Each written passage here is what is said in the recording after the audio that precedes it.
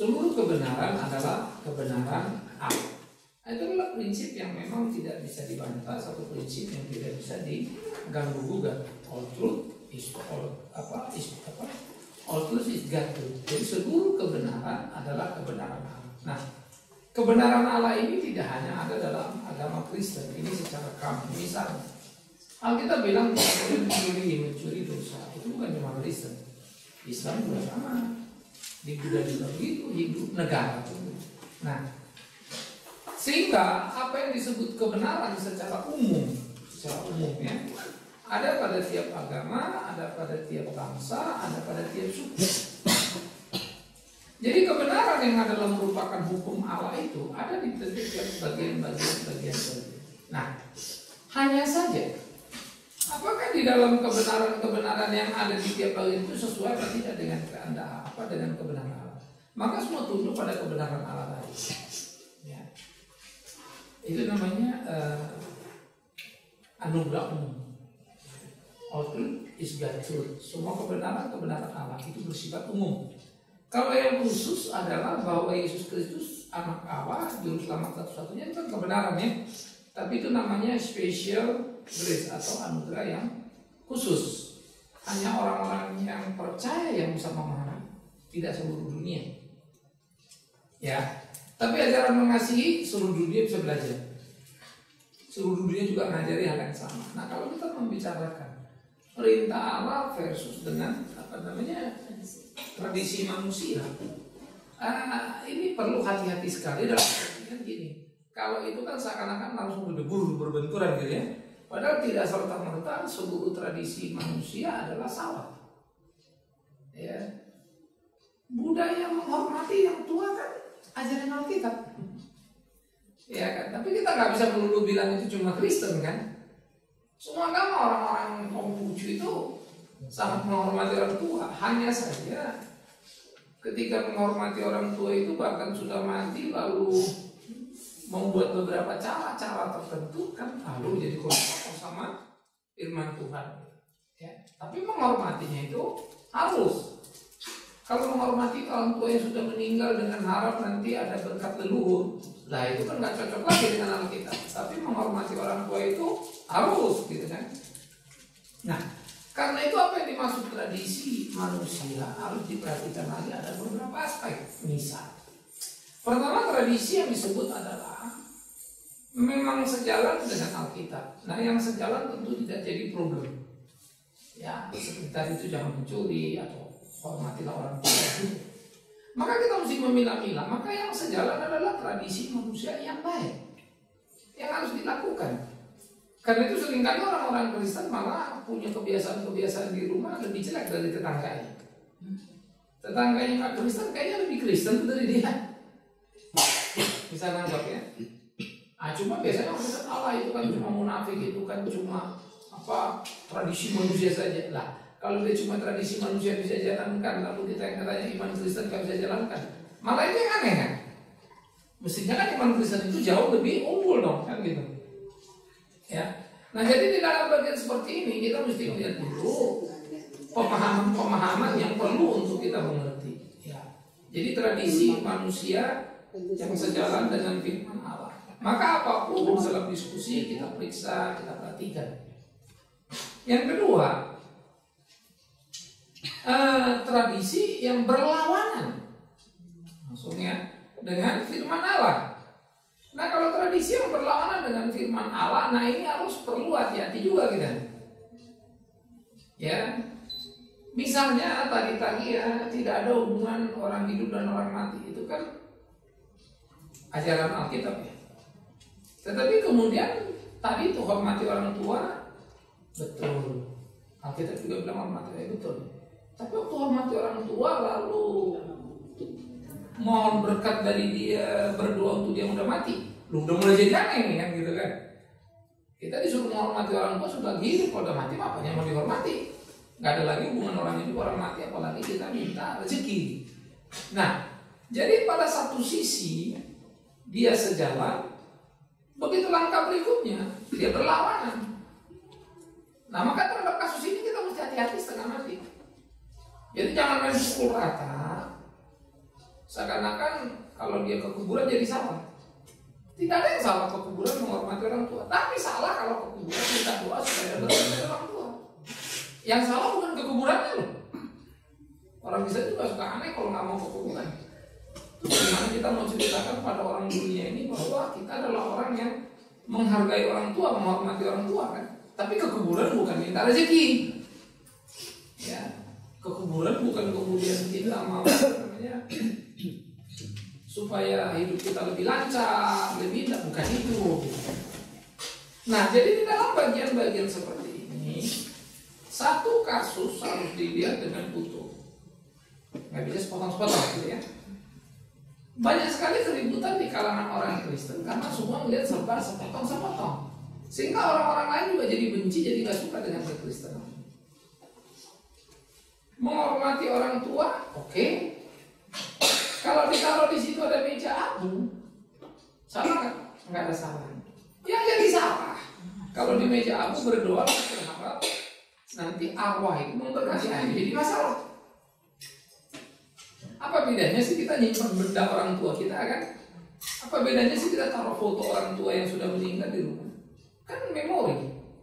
Ada yang salah kan? Tapi kan salah kalau di depan foto itu kita soja lalu harap-harap dia berkati kita. Apa bedanya foto sama meja abu? Yang beda adalah perlakuan terhadap meja abu atau perlakuan terhadap foto itu. Dituhankan, nah itu yang dosa. Ya. Nah jadi ada satu hal tradisi manusia yang boleh karena sejalan dengan Alkitab, tidak boleh karena berlawanan dengan adat. Tapi antara yang boleh dan tidak boleh ini hati-hati, seringkali dia muncul dalam satu paket. Hormatilah orang tuamu, maka sojalah di meja, jadi salah. Tetapi yang pertama tadi hormatilah orang tuamu, itu nggak salah, itu betul, harus dibetulkan. Jangan bilang, oh salah nggak boleh. Padahal yang salah kan doa ke meja abunya.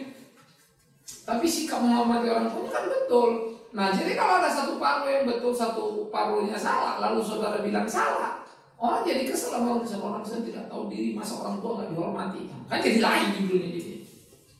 Nah sekarang banyak keributan atau kecurigaan orang terhadap kekristenan ya karena begitu. Orang bilang orang ini susah nih pak, ngomongnya meja abu. Saya sering kali ngomong dengan banyak orang tua atau ibu-ibu yang ngurusin suaminya meja abunya nggak mau jadi Kristen. Saya ngomong kalau gitu saya ngerti Pak Pendeta. Nah, yang kemarin memang persoalannya apa? Ya pelan-pelan mereka suruh bakar meja abu katanya. Urusannya apa? Karena meja abu itu tetap meja, nggak ada yang salah dengan meja abu. Itu cuma benda yang nggak tahu apa-apa. Tapi benda itu bisa menjadi kultus kalau kita putuskan, menjadi keramat kalau kita keramatkan. Anda punya kalung salib aja bisa jadi keramat kok. Begitu nggak pakai ke jalan, kalau salib lupa, pelan-pelan kenapa? Aku mesti pakai ini penjagaku ini. Nah lo kan jadi kacau kita. Namanya kalung salib kan nggak salah. Tapi kalau kalung salib jadi penjaga, kan jadi kawan. Ini ngusir setan nih, kan jadi ngeri kita. Nah, oleh karena itu harus dipahami dulu sesuai kehendak Allah, berlawanan dengan kata Allah. Aspek yang ketiga. Aspek ketiga adalah tradisi manusia yang diperbarui oleh firman Allah. Contoh,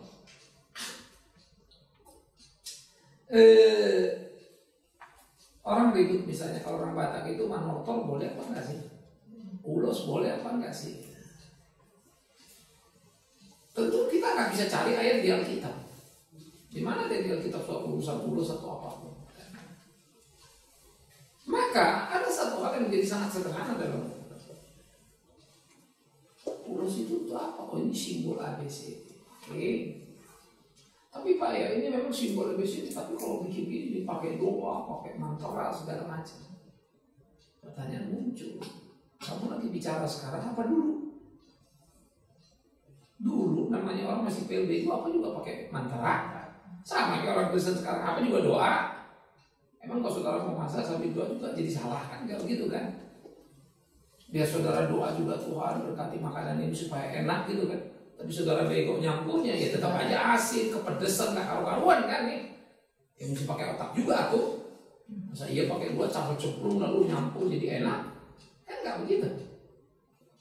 Lalu kalau saudara suaminya makan, ini masakanmu mau enak, kau nggak boleh, ini sudah didoakan. Loh, kita makan itu enak apa enggak? Nggak penting kamu doa apa enggak? Kan itu mestinya kan istilah. Nah, jadi hati-hati juga terhadap hal seperti itu. Apakah seorang istri kalau lagi masak tidak doa jadi makanannya haram? Apakah kalau dia masak doa makanannya halal? Kan nggak ada urusan dong. Itu kan sikap hatimu, kan begitu. Karena doa itu bukan mantra yang tiap kali bikin apa mesti doa jadi mantra. Salah lagi kan. All your life itu adalah apa yang disebut seluruh hidupmu adalah doa. Bagaimana sikapmu hari-hari. Nah, kita kembali lagi maka kita bisa melihat bagaimana kemudian orang-orang yang seperti ini yang diperbarui tadi adalah memberi makna baru terhadap kebenaran firman. Maksudnya makna baru gimana ya Pak? Tadi ketika kemudian ulos yang menurut tradisi memang ada jambi-jambinya, sekarang kita harus pakai ulos nggak ada jambi-jambian. Diperbarui apa? Pakai doa. Ya, kasih ulos. Jangan lagi ini berkat dari opung beraya, nggak boleh lagi dong. Lu boleh kasih ulos sebagai simbol budaya, tapi berkat dari siapa? Dari Tuhan. Nah itu namanya diperbarui. Karena semua bapak suku di kolong langit ini, siapalah kita ini yang dulu beragama? Barbar semuanya kita ini ya. Orang Batak dulu barbar semua, Jawa barbar semua, barbar kita ini. Artinya dulu sebelum masuk dan mengenal Kristen kita orang animis, atau dinamis, atau totenis, ya apalah posisi kita. Baru bertemu dan berkenalan dengan Kristus. Sehingga budaya kita yang dulu ada tradisi-tradisi yang sebetulnya bagus nih, tapi kok berlawanan dengan firman. Yang berlawanan firman ini digunting. Nah ini diganti. Ini berkat bukan lagi dari nenek moyang, tapi berkat dari Tuhan. Nah, gitu. Maka gak ada yang salah. Tapi kalau masih bilang ini berkat dari nenek moyang, nanti nenek moyangmu berlipat kali, jadi masalah. Nah, ini yang menjadi sangat penting untuk kita perhatikan dalam hidup kita. Sehingga kita mengembalikan, memurnikan seluruh tradisi. Orang Jawa pakai lampon, pakai batik. Emang batik itu nggak ada sembayangannya? Ya semua orang kerja dasar sukunya yang sembayang dulu kan. Lah orang Bali bikin sesuatu, lalu tanya oh jangan deh bikin yang dari ini mereka kepilih dulu. Yang kamu kan dia bukan kita. Yang membuat benda itu kan dia yang bilang kita kan. Lalu apa salahnya? Ya. Kita mau makan itu pun kalau mau kalian ke restoran itu kalau mau masuk ke dalam jangan-jangan ada meja punya, ada punya sembahyang dulu dia baru buka toko kan. Tapi karena minyak enak kan kita datang terus ya. Tapi apa urusannya? Dia yang percaya dewanya kan, tapi faktanya memang dia jago masak. Ya kita masak dong. Tapi kan kita nggak percaya sama dewa-dewanya itu. Nah jadi di dalam bagian-bagian seperti ini kan kita perlu hati-hati. Merah, hitam itu ya kalau tradisi Batak itu merah, hitam itu magis Pak. Nanti ke tempat lain lagi Indonesia merah putih itu merah darahku, putih hatiku, ya jelek lagi judul merahnya kan ya. Merah itu kan tiap suku bisa beda-beda maknanya. Ada angka yang bagus buat kita, buat orang lain siap. Kan sangat relatif kan gitu. Sehingga kalau orang-orang Indonesia bilang 13 itu angka sial kan. Tapi kalau saya ini angka 4 juga sial. Ya. Apalagi 13 2 kali sial itu sudah 13 1 tambah 3 4 pula lagi sial-sialan direktur. Nggak mau deh, sehingga 12A baru 14. Cuma 13 12A 3A kagak ketian itu 4 atau 3 langsung 5. Nah, jadi di dalam bagian-bagian seperti itu kita mesti ngerti itu tradisi mereka. Ya, Jadi yang tadi itu adalah diperbarui. Nah baru yang terakhir, perintah manusia. Nah, ini yang menjadi gawat kalau di Alkitab itu, jangan menambah, jangan mengurangi. Oke, orang harus memuji Tuhan kan, tapi jangan tambah-tambahin. Kalau nggak tepuk tangan itu nggak memuji Tuhan, itu nambah-nambahin. Nggak ada yang bilang begitu. Waktu Mas Bundung satu nyanyi dan meratap, Bapakku, Bapakku, main Mas 21 ya. Mengapa engkau meninggalkan aku misalnya? Gimana nyanyi begitu tepuk tangan? Gila juga ya. Bisa ngerti? Coba kita lihat dulu Mazmur misalnya.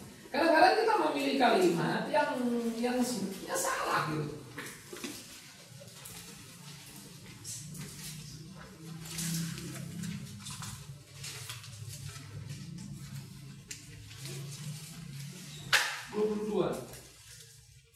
Ya kan? Coba baca ayat 1 dan 2.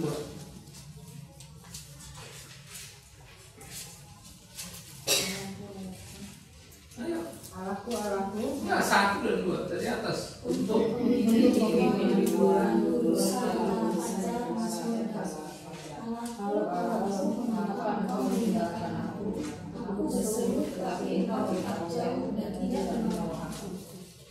kira-kira kalau kita nyanyi gini tepuk tangan lucu gak ya?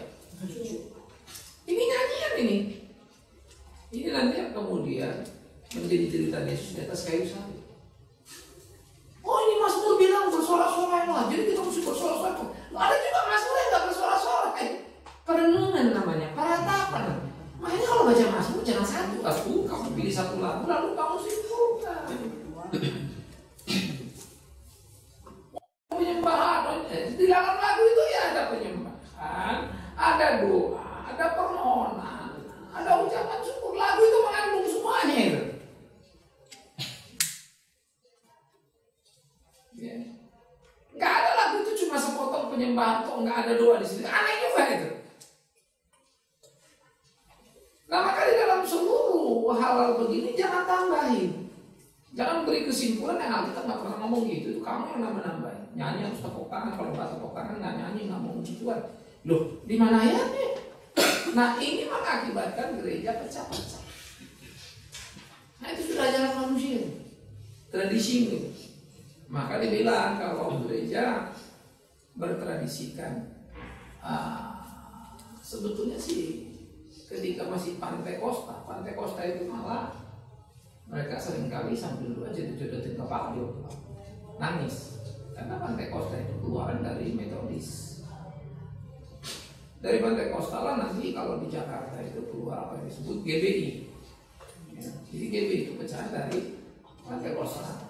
Lalu apa yang disebut the Pentecost movement yang terjadi di Azusa Street itu nanti menjadi cikal bakal combine dengan apa yang disebut full gospel lahirlah karismatik. Jadi sebetulnya Pantekosta tidak seperti yang kita lihat sekarang ini. GBI itu juga nggak original begitu. Itu pengaruh dari pengaruh dari tradisi Afrika yang disebut Negro Spirit. Ya, salah satu tokoh memang di Azusa Street itu William Seymour, dia orang Negro. Bagaimana mereka nyanyi heroik, lompat-lompat begitu. Jadi, tapi ada yang salah ada yang silakan saja. Kalau lagunya bagus tepuk tangan, ya situ tepuk tangan. Tapi kalau nggak jangan paksa. Tapi tidak ada lagu tepuk tangan lalu Tuhan dengar, kalau nggak tepuk tangan Tuhan nggak dengar. Nah itu ditambah toh. Ya, oh kita doa saudara kita mesti angkat tangan supaya Tuhan turun tangan. Kalau kita angkat tangan maunya tiap hari. Jadi Tuhan turun tangan tiap hari kan begitu. Kamu jangan bikin kesimpulan yang kacau. Itu kan istilah untuk mau mengatakan kalau angkat tangan apa? Berserah kan? Kalau kita berserah Tuhan berkarya nggak? Nah iya, tapi bukan begini terus angkat tangan. Lalu Tuhan turun tangan, enak amat. Ada apa-apa begini aja udah. Tahu Tuhan turun tangan. Kan bukan itu. Nah inilah menambah mengurangi yang agak bahaya di dalam gereja. Ya, maka gereja jadi pecah hanya urusan puji-pujian. Kalau yang sini bilang, wah di gereja kami penuh dengan Roh Kudus nyanyi lompat-lompat, wah bersuka cita merdeka bebas. Sono apa itu DKI, AKBP, tidak ada Roh Kudusnya, nyanyi gini sekali. Karena ada orang angkat GPGKI, GPIB, gereja apa? Gereja setan. Lah nyanyi lompat-lompat kayak kesurupan. Nah, udah ributlah dua-dua. Siapa yang salah? Pendetanya sama Aco semua. Jemaatnya bodoh tolong. Saya kan pakai kalimat sinis. Lu nggak ngerti Alkitab tapi sok gitu. Cuma dengar satu potong pendeta ngomong lalu menyimpulkan. Pendeta pun dodolnya setengah mati. Baca satu lalu anggap sudah tahu isi Alkitab. Baca Alkitab semua, ngertilah baik-baik. Orang nyanyi tepuk tangan boleh-boleh, tapi jangan histeris. Kalau histeris namanya out of control, itu bukan memuji Tuhan itu. Emosi ini, nggak ada hebatnya. Saya sulit memahami orang nyanyi lompat-lompat, jujur aja. Ini bagaimana dia mau menghayati? Karena lagu itu biarpun senang kita nyanyi tepuk tangan kan perlu penghayatan. Kalau sudah lompat, itu exciting, itu sudah unsur penghayatan sudah hilang semua ya. Makanya nyanyi tepuk tangan itu bukan tepuk tangan kayak orang konser. Kalau di konser itu udah dapetin kesurupan dia. Sudah masuk sama itunya apa pemusik yang rocknya segala macam. Gereja celakanya ke sana karena memang gereja ini sudah dipengaruhi oleh dunia ini.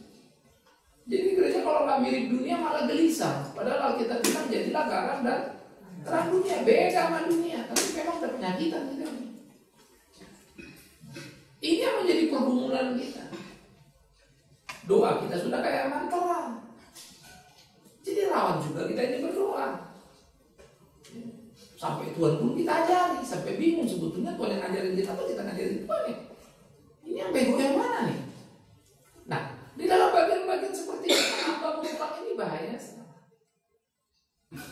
Ya, itu pikiran tuh. Orang Kristen kalau diberkati Tuhan pasti kaya. Miskin pun gak diberkati Tuhan. Itu ajaran manusia. Di mana dia kita tunjukkan sama saya? Jangan 2-1 aja. Abraham kaya. Emang kalau Abraham kaya kenapa? Janda miskin disasar miskin. Yusuf Arimatea kaya. Ada janda miskin juga di Alkitab. Pak Jalan itu kan kaya. Pak Daud dan segala nabi-nabinya miskin. Mau bilang apa? Nabinya dikutuk, nggak diberkati, raja-raja diberkati. Dia lupa kali. Yang menegur Daud itu Nabi Nathan. Daud, kau kelewatan kau. Kenapa? Kau mengambil Batseba. Yang dosa itu bukan Nabi, itu si Daud. Nah, waktu kita membaca begitu kan mesti hati-hati, jangan beri kesimpulan aku yang semau-maunya. Tuhan bisa berkati kita jadi orang kaya, thanks God. Tapi bukan berarti miskin kita nggak diberkati. Pertanyaannya adalah kita hidup benar apa enggak, kan ini? Soal sakit ya, Paulus sakit-sakitan. Itu sampai mati juga nggak bisa pencernaannya beres. Sehingga dia tidak hanya bisa minum air plus sari anggur. Umur panjang diberkati Tuhan lah, kalau gitu Yesus dikutuk Tuhan. Umurnya pendek. Yakobus juga gak sama, 3 bulan tahunan juga. Dikutuk Tuhan dong ya, mati dibacok di Yerusalem. Matinya gak enak pula lagi dibacok. Stefanus mati muda, diapain? Lemparin batu, terkutuk dong. Kan jadi gawat nih kesimpulan dong. Akibatnya di gereja itu seringkali melawan Alkitab. Ngeri. Tapi, kita senang mana ikut Tuhan? Jadi orang miskin atau orang kaya? Jadi suka semua dulu. Jadi sakit apa sehat? Semua suka dengar. Umur panjang, umur pendek. Maka kalau di khotbah ini ikutlah Tuhan, kamu akan kaya, sehat, umur panjang semua. Amin. Karena memang cocok. Ikutlah Tuhan, kamu akan menderita sulit. Terima kasih Bapak aja semua lari. Hanya gereja jual apa? Berita yang orang suka dengar, dikurang dan ditambah. Coba saudara baca kalau yang tadi kita baca di dalam Matius tadi ya. Maka waktu murid-murid dengar dia ngomong,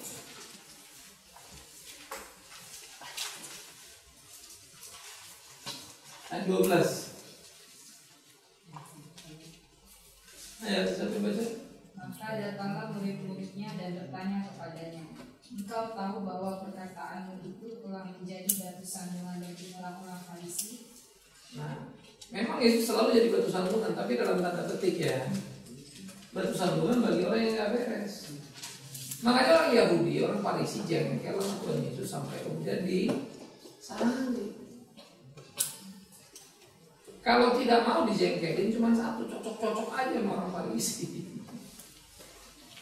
Bisa ngerti ya? Jadi suka disukai karena itu gak enak kalau disalib. Dan lucunya kita ini selalu menjadi orang Kristen yang apa? Yang disukai orang lain. Supaya aman namanya. Ini repotnya. Makanya ajaran itu tidak boleh ditambah, tidak boleh dikurangi. Ya. Kebenaran itu harus. Tapi jangan juga ngomongan kita benar, perilaku kita nggak benar, lucu juga.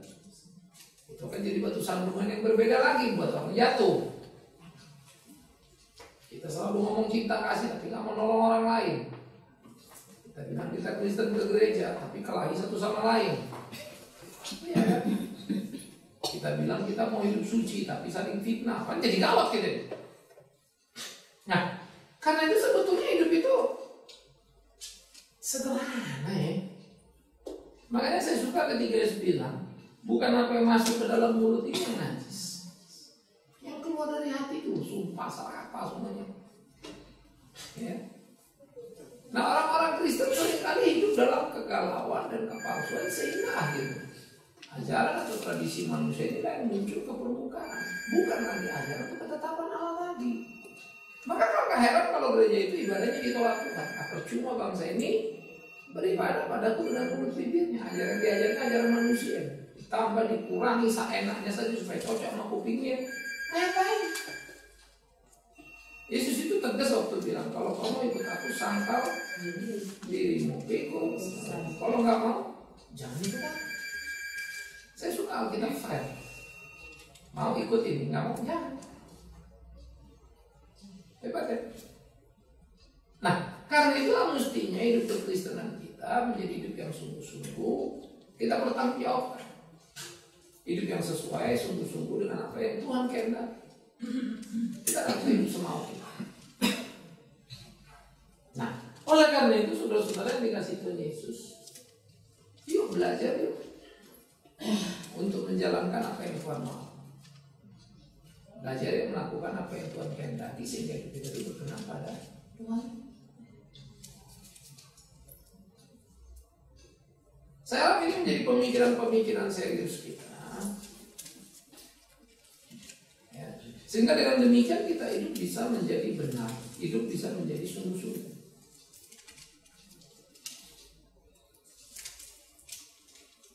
Jelas ya? Nah, inilah sebetulnya dimaksud dengan perintah Allah dan perintah manusia. Jadi jangan pikir kalau di gereja itu perintah Allah semua, ternyata juga belum tentu. Ingat ya, ahli-ahli Taurat itu membuat perintah-perintah manusia yang menyenangkan diri mereka. Misalnya, hormatilah orang tuamu, ada ayatnya kan. Tapi ada orang nambah, terutama, terlebih lagi, guru-gurumu yang mengajarkan iman percaya padamu. Sehingga banyak ahli Taurat orang-orang Yahudi itu jadi orang Farisi, jadi kurang ajar, orang tuanya kurang diurusin, ke gereja semua dipelayar. Uangku yang harus kuberikan tua sudah kuberikan kepada bait Allah. Gila. Orang Kristen sekarang banyak geblek. Ya, seminggu 4-5 kali ke gereja, emaknya kagak diurus. Saya harap kalian ibu-ibu jangan begitu. Kalian boleh kurang suka dengan mertua misalnya atau orang tua ada kelas, tapi tidak hak kalian mengabaikan itu. Jadi jangan diabaikan orang tua keluarga kita, gereja kita urus-urusin. Ya. Nggak terhormat kita kan.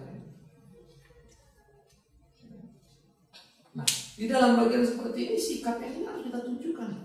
Namanya orang tua atau mertua kita kan direct itu. Suami kita, anak kita jangan sampai tidak terurus. Hanya karena bolak-balik sibuk ke gereja, gawat juga kita. Tuhan nggak ajar itu. Nah akibatnya memang aduh repot dong, semudah ngurus keluarga Siapa yang bilang hidup ini nggak repot? Emang iya. Ke gereja seringkali jadi pelarian kan. Karena kalau di gereja nggak diomelin, kalau di rumah diomelin suami. Nah, jadi ke gereja lebih suci ya. Kalau di rumah dengerin anak ribut ini ribut itu, kesel kepala kita. Kalau di gereja haleluya kan. Jadi sebetulnya kita seringkali tanpa sadar. Namun lupakah kita bahwa ketika kita di gereja belajar kebenaran supaya rumah kita itu apa? Jadi rumah yang terang kan, rumah yang damai, rumah yang teduh, di mana seisi rumah itu bisa belajar memahami kebenaran. Kan begitu. Nah ini yang mestinya kita pikirkan, ini yang mestinya kita lakoni. Begitulah itu keimanan kita, begitulah itu Kristen kita. Jadi saya pikir menjadi penting bagi kita bagaimana memainkan sikap hidup Kristiani kita itu dengan tepat, dengan benar. Nah itulah kekristenan. Ya. Jadi kita janganlah lari dari pertandingan hidup yang manis itu. Pertandingan hidup yang harus kita kerjakan itu. Jangan larikan diri dari situ. Ya. Jangan takut. Karena Tuhan pasti tolong kita untuk memenangkan pertandingan kehidupan ini sehingga hidup kita itu berkenan pada Tuhan. Jadi perintah Allah itu tidak sama dengan yang ada di gereja itu. Hati-hati ya. All truth is God truth. Seluruh kebenaran adalah kebenaran Allah. Jadi ajaran Allah atau perintah Allah itu ada pada agama-agama lain. Ada yang umum, tapi yang spesial, yang khusus itu keselamatan hanya ada pada mana?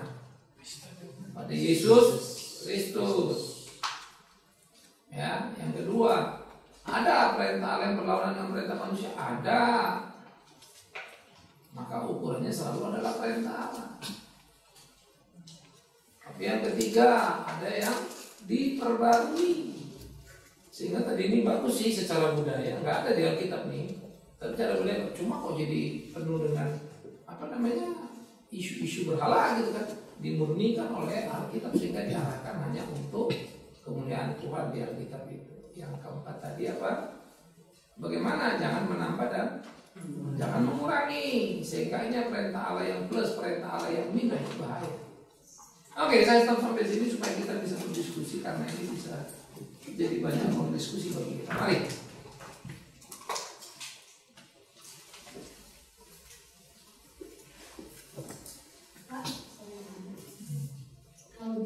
Jadi ada kita contohnya dari saya di keluarga kami, di keluarga suami itu kita paling tua.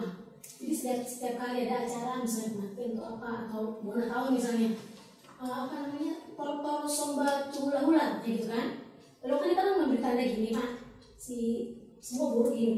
Sebenarnya dalam hati kan saya tidak setuju karena sebenarnya kan berkat itu bukan dari kami ya, dari Tuhan. Tapi kalau kita nggak ikut melakukan itu kesannya kan kayaknya sombong sih, gitu. Jadi bersambungan juga. Jadi melakukan yang sesuai perintah Allah kadang-kadang aja masih sebenarnya kan tidak. Sambil teriak kalian Tuhan memberkati kalian, Tuhan besar. Iya kadang-kadang sih begitu. Ya bukan kadang-kadang yang begitu. Cuma kadang-kadang soal amat sih kayak memberkati. Kadang-kadang sebenarnya gini, saya kan Tuhan memberkatimu kan gak ada yang salah kan. Mana yang lebih tinggi itu biasa memberkati yang bawah kan. Abraham memberi keturunan pada Melkisedek, itu gak ada yang salah. Yang salah kalau kamu anggap dirimu sumber berkat, salah. Tapi kalau kamu memberkati dengan berkat Allah itu halus. Nanggap ya? Emang kita gak bisa memberkati siapa-siapa. Saya ternyata mau berkati kalian apa? Maka saya memberkati kasih karunia Allah dengan itu bukan dari saya. Nanggap. Sehingga kita menyatakan berkat sebagai tinggi, Tuhan memberkatimu. Close. Tapi memang di dalam hierarki Batak yang lebih tinggi ya mesti memberkati yang lebih bawah, yang bawah hormat ke yang tinggi. Cuma dulu, gitu kan, ada PLBG-nya dulu kan. Sekarang juga kayak masih berbau gitu kan, dengar gondang aja kok kadang-kadang suka merinding. Gondang itu sambil pengalaman itu sambil kayak kesulitan gitu. Terus kita nonton kayaknya bertentangan gitu loh Pak. Saya pemain musiknya si Gondang itu kan seperti orang kesulitan dan mereka masih bermainnya tahu, tapi saya nggak terlalu pusing. Ini tilangnya, kalau tidak memutuskan, ya. Dalam pengertian begini, sekarang kamu dengar musik apa yang nggak begitu? Orang mau juga begitu. Nanti si Linto nyanyi sambil nangis, kesurupan nangis. Lagi nanti kan, semua jadi kesurupan kan? Nah, itu mindset kita. Yang kedua, seperti saya bilang tadi, penghayatan terhadap memang itu asik nyatu kan. Ya memang rata-rata orang kalau bermain musik dan menghayati permainannya tampaknya seperti istilah kesurupan tadi. Padahal antara kesurupan dan menghayati beda-beda tipis. Kalau kesurupan itu kan out of control, itu kesurupan. Dia masih full control dan berhenti kan berhenti. Mana dia terus main berhenti masih terus malah. Kalau itu kita pecat udah. Iya toh. Oke, selesai. Habis itu ya nomor lagi betul.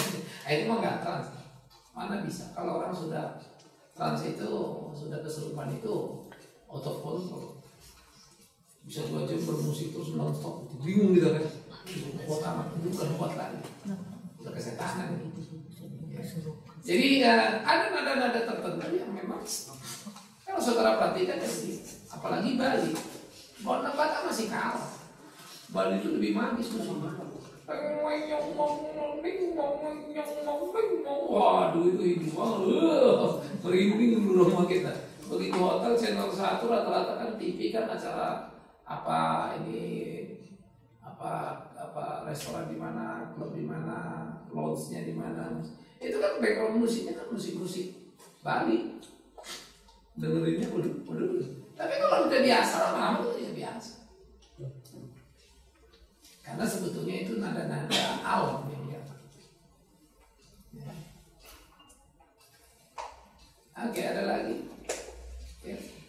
Ada kalanya adat itu Pak yang orang yang menjunjung tinggi adat itu kadang-kadang jadinya kasih itu di bawah, di agama itu di bawah Pak. Adat itu nomor 1. Saya pernah mengalami itu. Jadi pada waktu mama saya meninggal, kebetulan urut-urut kan biasa kan dari mana dulu menurut kata yang memberi penghiburan.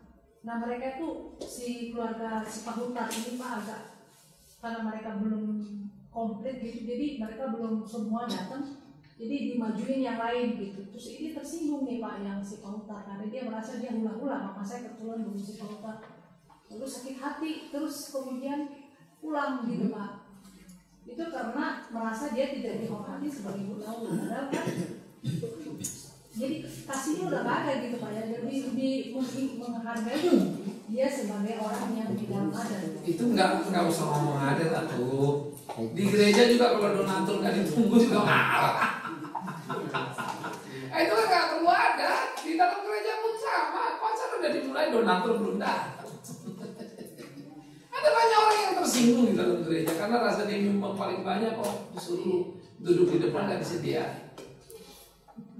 Biasa itu. Jadi itu mah bukan hanya di adat, itu mah manusianya. Makanya dalam gereja semua mau jadi bos, jadi number one. Di gereja kita masih tidak ada kursi VIP. Mau duduk depan silakan, mau duduk belakang silakan. Tidak akan ada kursi khusus. Saya pun duduk sama-sama. Ada orang bilang Pak ini perlu dibikin nggak kursi VIP? Enggak. Kamu plus kasih.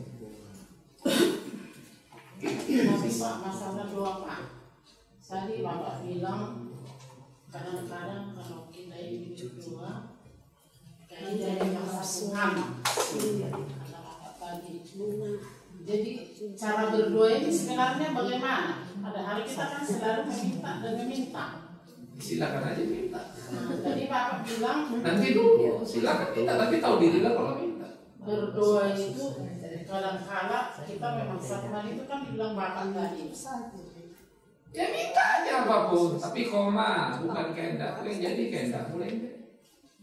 Iya sih. Ya sudah.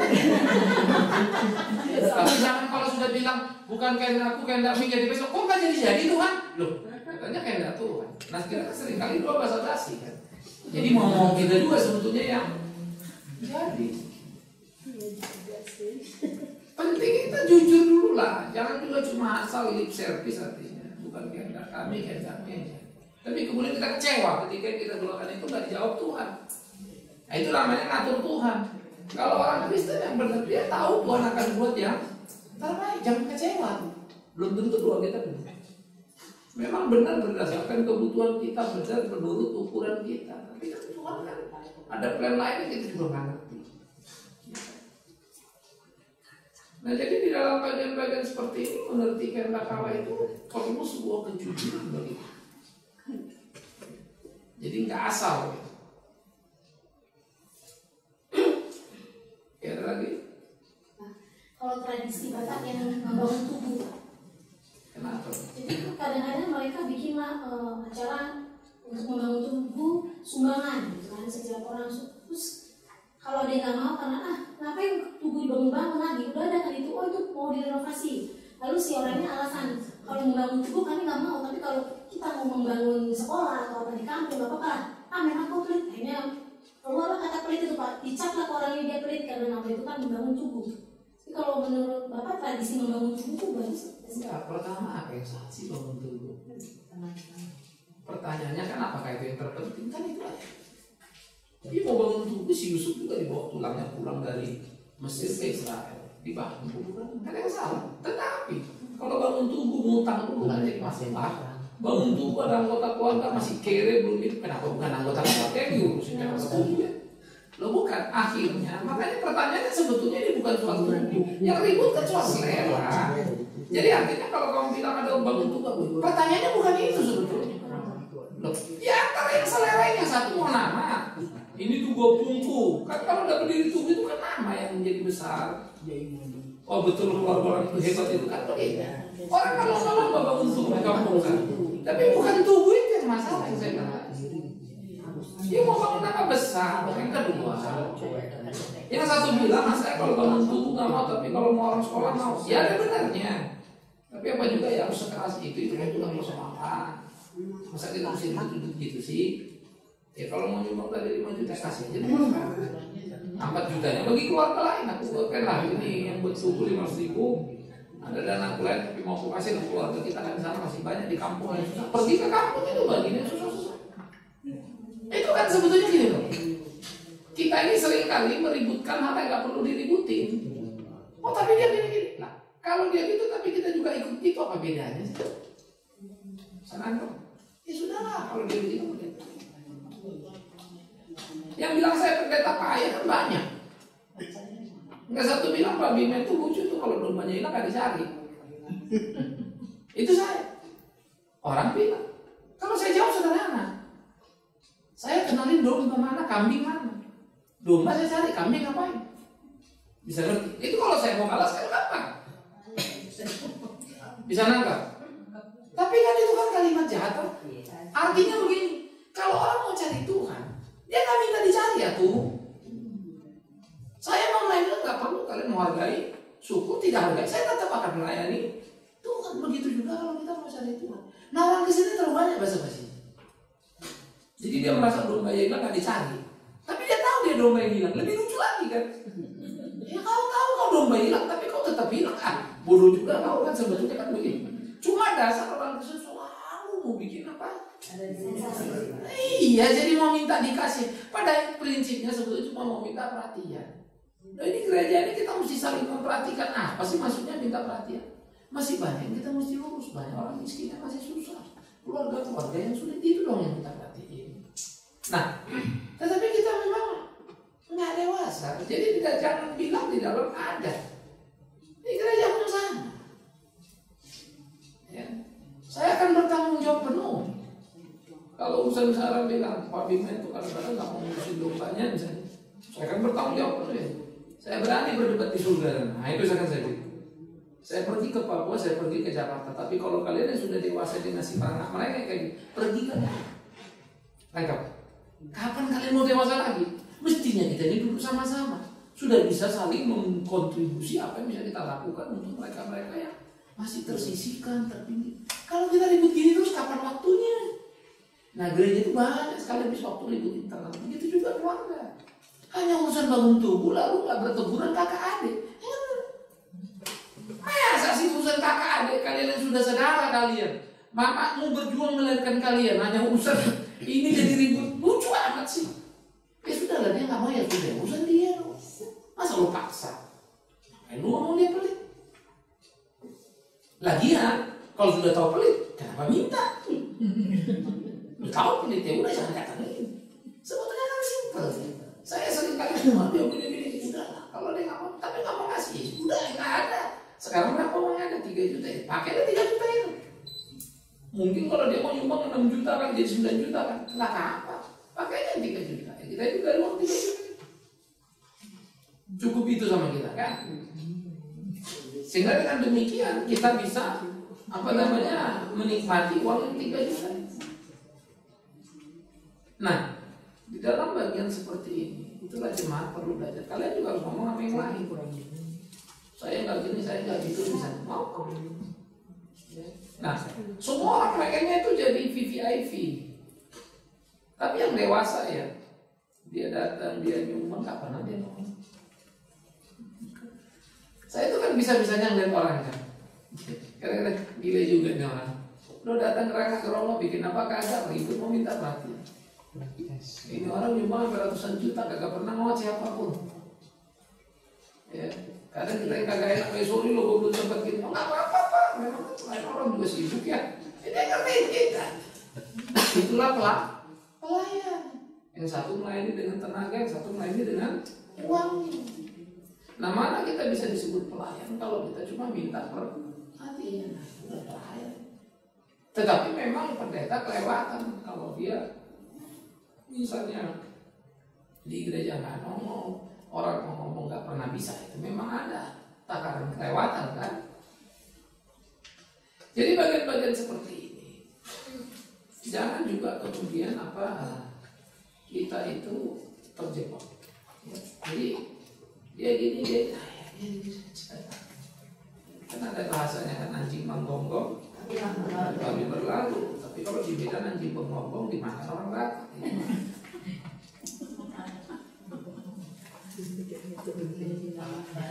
Ini kalau orang kita nih kebanyakan kalau kita, saya masih suka dengar, cuma saya mau jawabnya nggak bisa. Jadi saya mau tanya Bapak, kalau saya udah percaya masalah hubungan orang hidup dengan orang yang meninggal itu sudah nggak ada, sudah putus. Bukan kita menghilangkan seperti kuburan, kita bikin hanya untuk tanda, gimana orang tua itu dikubur di sana misalkan seperti itu juga. Kemarin bapaknya tuh kebenaran ngomong-ngomong sama tetangga, kebenaran Inang Maru itu yang datang itu pun masih setengah Yesus, setengah enggak dunia gitu. Jadi kata bapaknya, iya Inang, aku pergilah waktu aku masih lajak, aku belum nikah lah, aku pergi ke kuburan, pergi ke Tulang, pergi ke Awamboru, semua aku diarahin sampai pelosok-pelosok. Adalah satu tertinggal udahku katanya, dimimpiinnya aku katanya, bahwa katanya dilupakan aku, begitu bahasa Indonesia, dilupakan aku sama kau ya, gak kau datangin aku. Jadi aku ketakutan, suruhlah mamaku katanya gitu, telepon sama mamaku, mak gak bisa lagi ke jarak ke sana, jaraknya kan jauh, dulu kan masih kayak kapal laut gitu kan. Disuruhlah mamanya pergi. Saya tuh dia bahas lagi, berarti dia masih mengimani hal seperti itu. Saya mau jawab, jadi saya ngerti sendiri, tapi saya nggak jawab karena saya kan nggak pas, nanti jawabnya salah. Tahu dia kan ya. Jadi menurut Bapak tuh gimana? Karena kata Inang itu juga memang benar, percaya nggak percaya sih Rait katanya gitu. Iya maaf, percaya nggak percaya katanya gitu. Emang katanya itu bibi itu juga bisa katanya masuk katanya roh si Doniana siapa yang kecelakaan di Kampo Mas waktu itu katanya anak kecil masih ini diperiksa ke sana katanya ke kampungnya di mana daerah mana lah. Katanya memang betul ada katanya itu. Jadi katanya dia punya indera keenam. Jadi kalau mau ada apa-apa dia tanya dia katanya ini. Oh nggak bagus lah katanya jangan berangkat dulu nih mau ada kecelakaan mobilnya ini. Memang terjadi betul katanya gitu. Jadi gitu berdua lah tuh discuss masalah itu. Saya di situ aja kan. Aduh rasanya gimana? Gara-gara ada orang tetangga meninggal gara-gara itu. Jadi bagaimana Mam menurut kita yang benar ini menurut Alkitab itu supaya nggak ditambahin nggak dikurangin bagaimana kita yang hidup itu menginin yang sudah meninggal itu gitu. Itu clear, tidak ada hubungan orang mati orang hidup itu dalam kasus Lazarus itu kan jelas. Lalu barang siapa pergi ke tempat orang mati Ya, berdoa seperti suku-suku lain juga dihukum di PL. Lalu apakah bisa terjadi seperti yang tadi? Betul, setan juga bisa. Terserah kau percaya setan apa percaya Tuhan. Ya, setan pun bisa bikin banyak hal. Tapi terserah kamu percaya setan apa Tuhan. Kalau percaya Tuhan, iman di dalammu lebih besar daripada iman apa roh di dalam dunia ini. Setan sudah dikalahkan. Pada akhirnya kita nggak bisa paksa orang. Jadi kan soal sikap iman, soal sikap pengenalan. Kan lucu sebetulnya kalau kita takut hal-hal itu. Katanya bertuhan, katanya Tuhan lebih besar, tapi takut ya aneh dong. Kalau bapakmu kaya tapi kalau kemudian takut nggak makan, kita bingung lah. Katanya orang kaya ngakunya. Jangan-jangan bapaknya tukang sapu lagi, bilangnya gubernur. Ya. Bayangkan bapaknya, aduh, aku takutnya besok mau bikin ulang tahun 3 juta, bisa nggak ya? Bisa. Kenapa ya? Emang kan tempat sih ada semua, tapi aku takut uangnya cukup nggak ya? Padahal dia selalu cinta dia anak gubernur misalnya. Bingung nggak kita dengarnya? Cuma satu kecurigaan kita, kawan ini anak gubernur atau apa ini? Karena ada kawan kami dulu kita selalu cerita bahwa dia anak gubernur dia pikir hebat sekali. Ternyata itu kawan satu. Memang benar sih di kantor gubernur. Tapi kamu tuh kurang ajar. Tertipu kami lama-lama. Ini kami pikir dia hebat kan? Ternyata sepatu pun yang dipakainya itu satu-satunya sepatunya itu. Mungkin ada om yang ngasih kan itulah dipakai. Kita lihat nih, bagus juga sepatunya kan. Tapi lama-lama baru sadar bolak-balik tiap kali ketemu itu lagi dan itu lagi. Ternyata cuma satu-satunya. Nah kan kita bilang aku aja tertipu gitu. Kita pikir bapaknya di kantor gubernur apalagi pejabat apa. Dia bilang bekerja di kantor gubernur. Tapi nggak berani bilang tukang sapu. Jadi kita yang tertipu kan sama. Kalau kita bilang bahwa ini pokoknya Tuhan itu ternyata kita takut anak setan kan rupanya kawan. Ngomongnya aja kok takut. Nah jadi kalau bicara situasi, bicara kejadian itu bukan masalah. Saya ini pendeta belajar itu semua. Yang namanya Kristen bangsa juga ngerti. Siapa nggak bisa bilang bisa Kristen bisa. Tapi tergantung. Pertama dipiara yang percaya, gampang diantara yang percaya. Kalau itu Kristen demi Tuhan yang hidup saya nggak akan takut. Apa urusannya? Nggak akan berdaya. Ya. Cuma secara psikologi karena memori masa lampau, kayak kita disantet takut juga ya. Udah takut santet orang gimana ya? Ada ketakutan kan? Karena memori ini. Karena namanya Yesus Tuhan. Karena sebetulnya kita nggak perlu takut. Siapa yang bisa santet kita? Tuhan yang jaga kita lebih besar. Cuma karena otak kita ini sudah dicekoki dengan cerita dari masa kanak-kanak, kita takut lah kita. Saya dulu kalau mau jalan di rumah saya itu agak ke belakang, halamannya lebar di depan. Oke, halaman lebar di depan ada kira-kira 20 meter halaman panjang ini kan, 20 meter lebih. Di sini ada di sebelah sini ada beberapa pohon pisang. Menurut cerita, pohon pisang itu kuntilanak paling suka di situ katanya. Jadi kalau udah pulang aku lewat maghrib, jam 7:30 ini, jadi kalau udah berteriak aku mami dibuka pintu baru lari di halaman rumahku. Karena di otak kami, di lingkungan kami itu katanya kalau habis maghrib setan, kuntilanak pada keliaran. Kuntilanak paling suka katanya bisa. Nah itulah katanya. Otak ini kan terus terbawa-bawa. Memori ini namanya unconscious nempel ini. Kadang-kadang dia keluar kan. Saya ngerti. Dia keluar. Makanya anak-anak itu sejak awal kita mesti didik dia berani. Ini tidak ada, itu bohong, ini itu. Makanya kalau anak itu nonton TV terus direkamnya film-film itu nempel itu otaknya. Sehingga kalau disentuh dia cerita takutnya. Nah kalau takutnya muncul dia termakan oleh cerita itu betul itu. Akhirnya Kristen pun dia tetap aja dia yakin terhadap Allah. Jelas ya? Nah jadi kita mesti jelaskan pelan-pelan. Pertama, kasus Lazarus itu kan jelas. Si Lazarus miskin orang kaya. Abraham dia bilang gak ada urusannya. Di PL pun jelas menyembah orang mati itu dikubur. Apa? Yang kedua, kemudian kita juga tahu sudah gak ada hubungan antara orang mati orang hidup, maka aspek kedua menjadi juga sangat jelas. Apa urusannya orang mati nagih-nagih ke kita? Karena kalau memang dia nagih ke kita arwahnya, artinya dia ada di mana? Gentayangan. Kasihan kali udah itu masih gentayangan, udah mati 20 tahun nggak tahu di mana surga atau anggaplah neraka kalau memang neraka kan. Paling nggak orang jelas sudah statusnya kalau nggak ke surga ke neraka ini gentayangan masih muter-muter. Sampai sempet-sempetnya ngingetin kan.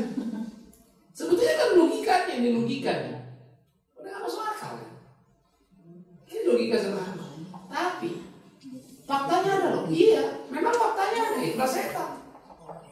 Karena setan itu ada kan keliaran terus dan semua pikiran itu. Ya terserah kalau kau percaya setan. Tapi kalau menghormati orang tua, kuda, tulang atau apapun namanya, hormatilah selama hidup. Kalau udah mati percuma ya. Kau belikan pun mobil mau bagaimana makainya dia? Dibawanya ke neraka, jalan macet. Bawa ke surga nggak perlu MRT bagus. Ada itu. Apa itu Pak, misalnya ya kita memutuskan gambar-gambar Tuhan Yesus itu kan hanya gambar sebenarnya. Jadi anak saya menempati rumah ceritanya takut di rumah orang itu katanya. Setiap aku di rumah takut.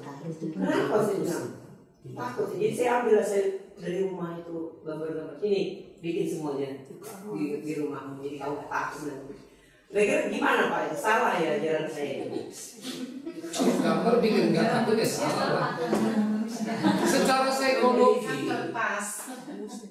psikologi, orang membangun rasa nyaman sendiri, tapi itu bahaya. Karena sebetulnya dia tidak takut bukan karena imannya lagi, tapi karena psikologi bahwa ada gambar Tuhan, ada Tuhan Yesus. Padahal gambar itu tidak menunjukkan itu. Yang kedua, gambar Tuhan Yesus itu kan sebetulnya bukan gambarnya Tuhan Yesus. Itu kan karya pembahasan, karya Leonardo da Vinci sebetulnya mengekspresikan. Sehingga gambar Tuhan Yesus itu lebih cocok orang Eropa daripada orang Yahudi. Sangat Itali wajahnya. Aspek yang ketiga, mau salib kayak mau apa, mana bisa ngusir setan. Sikap hidup kita yang bisa. Jadi tidak ada gunanya gambar-gambar seperti itu dalam konteks rasa. Tapi memang secara psikologi bisa dia bilang sekarang aku lebih tenang lagi. Tapi sebenarnya bukan dia terhadap gambar itu. Jadi di sininya ini bermain. Nah gereja itu ada yang jahat juga, tak tahu begituan, kasih minyak, wah sekarang saya lebih yakin. Itu pembodohan. Kalau saya bilang jangan, harus mau taruh tapi mesti diingatkan, bukan gambar ini. Ketakutan apa sih kan? Makanya mesti mendandani apa yang dia mesti bikin lakuin, apa yang dia mesti lakuin. Karena ada ketakutan dipelihara.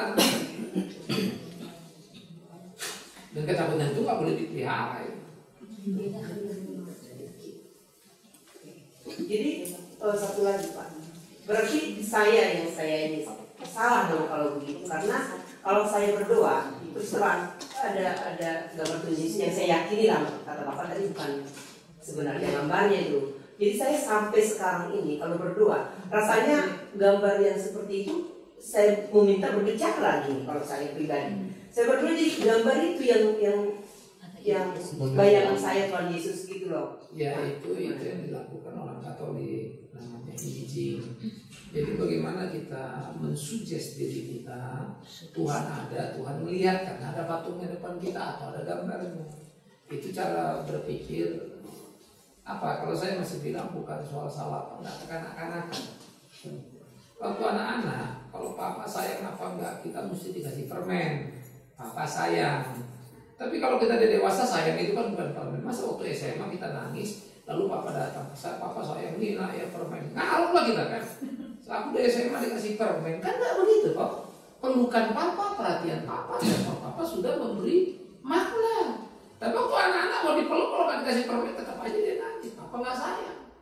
Nah jangan kita di kelas bawah terus naik kelas. Kebiasaan. Tapi saya selalu bayangkan kalau Ya selalunya itu tuh. misalnya di gereja ya, di Seperti kan tadi, saya selalu itu yang jadi problem.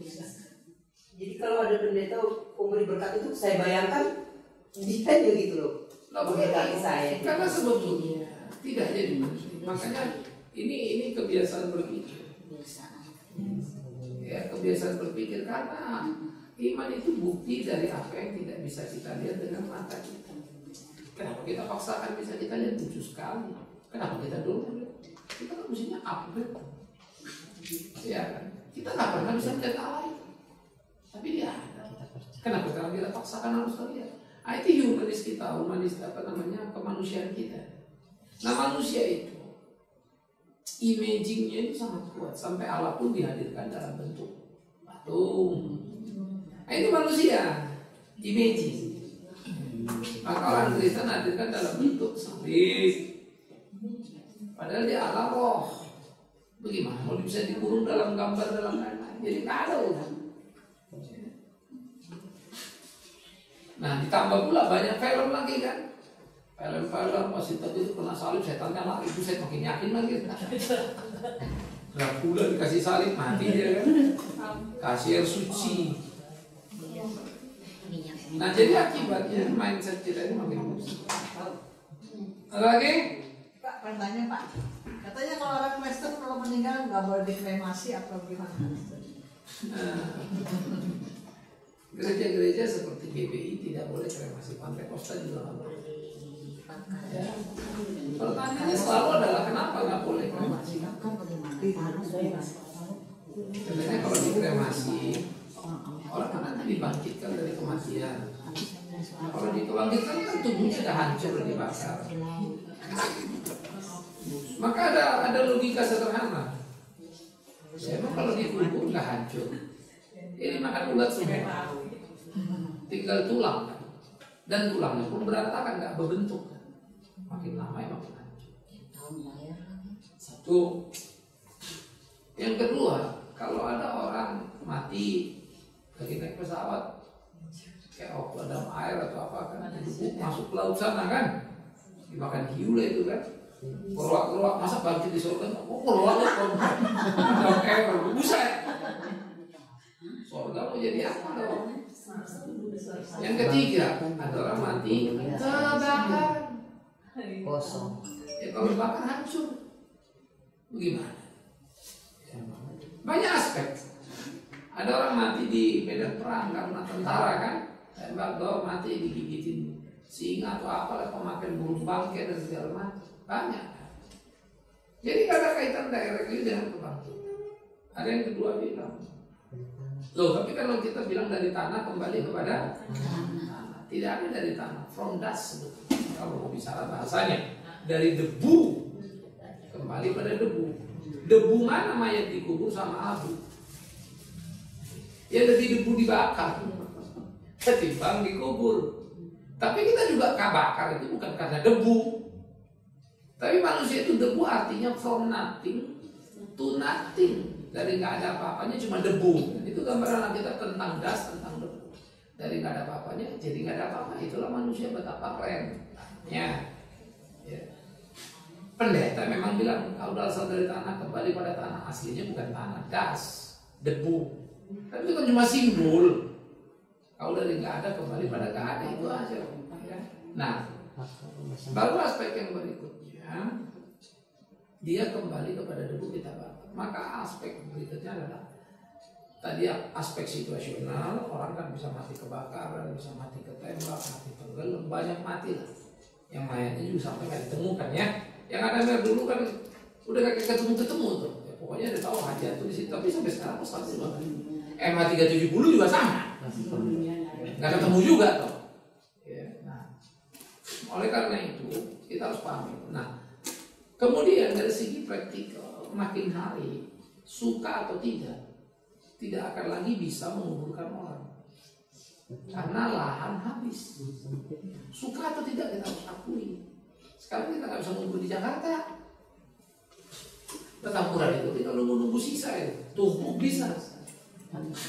Jadi ditumpuk atau syukur-syukuran dan lupa bayar iuran kan, bisa diambil tanahnya.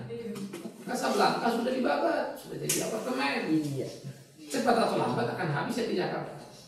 Tinggal ke pinggir Kelapa Dua, ini akan habis lagi nih. Karena daerahnya ada rumah-rumah kan begitu. Terus makin keluar. Satu waktu nanti jadi daerah industri, ya orang lebih untuk industri pada sana. Nah jadi karena itu cepat atau lambat satu waktu akan kremasi. Karena kubur akan mahal. Karena tanah itu kan dihitung kan, di Petamburan makin mahal. Kalau mau murah, orang agak sedikit murah. Ya gua 1 M. Mau kamu dikubur 1 M. Kamu yang pergi 1 M mendingan anaknya dapat 1 M. Kita beli rumah ya. 750 juta paling murah sendiri. Jadi itu cuma 2 kali 1. Plus pagar dikit 750 juta. Mau beda sedikit 1 M. Yang benar aja. Masa kita udah mati nyusahin orang? Hidup nyusahin, mati nyusahin. Nah yang terakhir, pada waktu kita mati dan tahu, kita dibangkitkan dengan apa? Tubuh kemuliaan. Oh Tuhan, ampunilah. Ya, dibangkitkan dengan tubuh kemuliaan. Jadi untuk apa lagi masuk yang sekarang? Jangan kau tanya aku hukum benar dia. Artinya tubuh yang mulia kalau bilang kamu hati-hati kalau dia bilang roh itu bukan tubuh. Hati-hati dong, tubuh itu kan materi, roh itu bukan. Maka tubuh mulia kayak apa nanti apakah bersinar tubuh tidak tahu yang dia. Tapi ada mulia, namanya juga tubuh kan kita bilang. Saya sama Pak Yaji. Nila lagi nih. Yang udah turun naik.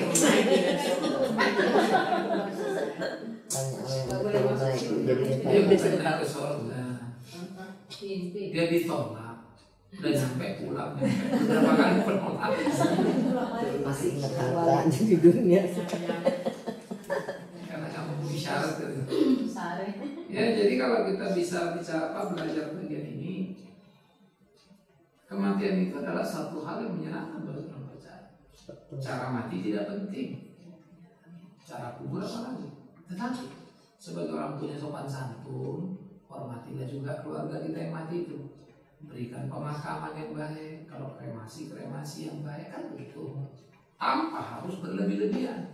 Jangan dia dikuburkan 1 M. 8 jutanya utang. Anak kita yang mesti sekolah. Itu jahat itu. Jangan juga dibikin adat yang berlebih-lebihan. Makanya sebetulnya Batak itu kan luar biasa. Di gedung atau di halaman itu ada. Cuma orang sekarang yang kurang ajar. Bukan posisi kok jadi kawatur semuanya orang. Ya, jadi itu mesti dipahami kan. Mau di halaman, mau di rumah itu ada. Penuhi aturannya kan istilahnya. Tapi datang orang sekarang kan petang-petang petenteng. Mau gedungnya gede, mau kerbaunya yang banyak, supaya datang hebat, tapi ngutang. Nah, yang salah kan. Jadi sebetulnya budaya-budaya itu banyak yang bagus. Ya. Sama kayak tadi kan karena hula-hula, karena hewan. Memang orang jadi repot. Orang yang paling bawah namanya guru kan. Tapi ada pedalian natural kan manat kan guru. Kenapa gak manat sih kamu kan guru? Kamu tinggal gitu, guru kan kasihan, terpukul dong. Kan gitu kan. Nah itulah kurang ajarnya orang-orang di Batak ini. Sepotong kalau denyutannya mau semuanya orang mati. Sama seperti suami istri. Maunya istri tunduk sama suami, tapi tugas suami mengasihi istri apa? Nah kita ini penjahat semua ini. Sampai lu nggak boleh guru di Bonantau. Nggak boleh. Lihat apa dalam guru itu? Nggak boleh. Harus dicari yang modalnya. Itu nggak boleh. Marga kalian naik ke dulu. Soalnya si Raya enggak ya. Itu benar si Raya. Coba kalau dibaca hitam itu dari pakai. Si Raya aman-aman, tenang aja. Pak yang dulu kemuliaan itu jelasnya di mana Pak? Sudah Korintus 15 ampun, udah berapa tahun Korintus 15? Nggak apa bahasanya. Jangan bisik-bisik. 1 Korintus 15. Nanti gua baca. Banyak itu salah satu bagian. Banyak kali di situ. Surat nanti. Duluan. Pokoknya nanti kamu kalau bangkit ya, bangkit kamu gak usah diet lagi. Karena nggak perlu mikirin dia. Oke, kita doa ya. Terima kasih Tuhan untuk bisa kami renungkan dari firman-Mu, terus tolong ajar kami di dalam-Mu seperti apa yang Tuhan. Kami serahkan segenap hidup kami ke dalam tangan Tuhan, di dalam nama Tuhan Yesus kami berdoa, kami memohon. Terpujilah Tuhan. Amin.